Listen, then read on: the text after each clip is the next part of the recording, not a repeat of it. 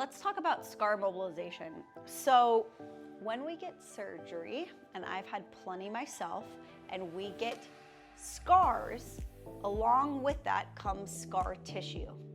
And basically everything around that gets stuck together, and we get adhesions, or the stickiness of our tissues intertwining, just like you are stepping in gum, except it's not that malleable where you can pull your shoe off and it's sticky.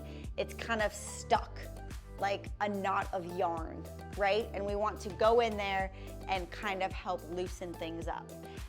When we get surgery, we aren't often told to work our scar, but that's where all that tissue gets bunched up. And if you can imagine, so I had my gallbladder out too. So I have those little scars. I have one at my belly button, one here, one here. So all of the scar tissue here is pulling this together. Well, it's not just pulling this together and getting stuck, but it is pulling together to get stuck, which is pulling, which is pulling, which is pulling. It's gonna affect our entire body, is what I'm trying to get at. So here's just a little technique that you can do a couple times a week just to get some more movement and fluid and loosen up the connective tissue all around your scars. And you wanna do this on every scar you have. So if this is my scar, I know it's kind of small to see, but basically what we want to do is start by pulling it apart lengthwise. So I'm just going like this along the length of the incision, right? Pulling it apart, pulling it apart, pulling it apart.